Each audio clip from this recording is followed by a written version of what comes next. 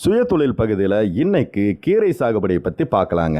ஒரு ஏக்கருக்கு குறைவான நிலம் வச்சுருக்கவங்க நல்ல மண் வளம் மற்றும் நீர்வளத்தோட அந்த நிலம் காலியாக இருந்துச்சுன்னா அந்த பகுதியில் கீரை சாகுபடி செஞ்சு தினசரி வருமானத்தை பெற முடியும். கீரை சாகுபடி செய்வதற்கு நிலத்தை நல்லா உழுது கட்டி இல்லாமல் செஞ்சு சிறு சிறு பாத்திகளை கட்டிக்கணும்.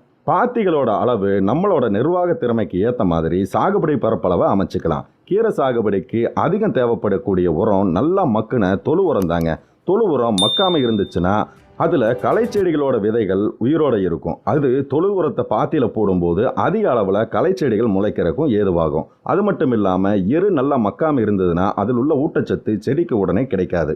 மேலும் எரு நல்லா மக்கி இருக்கும்போது இதை இடக்கூடிய இடத்துல மண் இலக்கமாக இருக்கும்.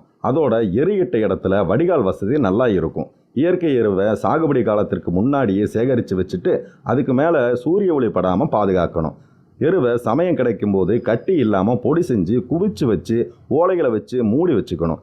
இந்த எருவோடு வளமான செம்மண் மற்றும் மணல் இவைகளை சேகரித்து வச்சுட்டு வயலில் சாகுபடி செய்கிற சமயத்தில் இதை எருவோட கலந்து இடலாம்.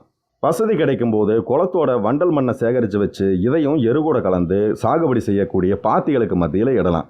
எருவை பாத்தியில் போட்டால் மட்டும் போதாதுங்க, அது சாகுபடி செய்யக்கூடிய நிலங்களுக்கு இட்ட உடனே பாத்தியை நல்லா கொத்தி விடணும்.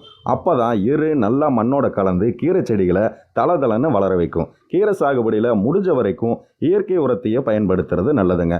உங்கள் விருப்பத்துக்கு ஏற்ற மாதிரி தண்டுக்கீரை, சிறுகீரை, அரைக்கீரை, பொன்னாங்கண்ணி கீரை, பாலாக்கீரை, வெந்தயக்கீரை, பசலைக்கீரை இந்த மாதிரி ரகங்களை பயிரிடலாம். கீரை பாத்திகளை சுற்றிலும் அகத்திக்கீரையை விதைச்சிக்கலாம். பாத்திகளோட வரப்புகளில் கொத்தமல்லி விதை மற்றும் சிறிய வெங்காயத்தோட விதைகளையும் ஊனி அதையும் வளர்க்கலாம்.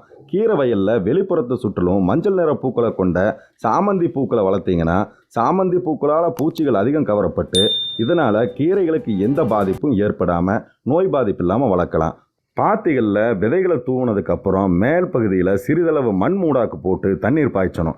விதைகள் முளைத்த 15 நாட்களுக்குள்ள கை களையாக கீரைகளுக்கு இடையில் இருக்கிற களையெல்லாம் எடுக்கணும். அதிக வெயில் காலமாக இருந்தால் வைக்கோல் மூடாக்கு போட்டுக்கலாம். அறுவடை முடிகிற தருவாயில் மேலும் 10 சென்ட்டுக்கு கீரை சாகுபடி ஆரம்பிக்கலாம். இப்படி பண்ணிங்கன்னா தொடர்ந்து நம்ம கீரையை சாகுபடி பண்ணிகிட்டே இருக்கலாம். இப்படி நம்ம சாகுபடி பண்ண கீரையை உழவர் சந்தை மற்றும் உள்ளூர் சந்தைகளில் மற்றும் பெரிய பெரிய கடைகளில் மொத்தமாகவும் சில்லறையாகவும் விற்றுக்கலாம். கீரை சாகுபடியில் நல்ல லாபம் இருக்குங்க. மக்களும் கீரையில் இருக்கிற சத்துக்களை தெரிஞ்சுக்கிட்டு இப்போ அதிக அளவில் வாங்க ஆரம்பிச்சிருக்காங்க. கண்டிப்பாக முயற்சி பண்ணி பாருங்கள்.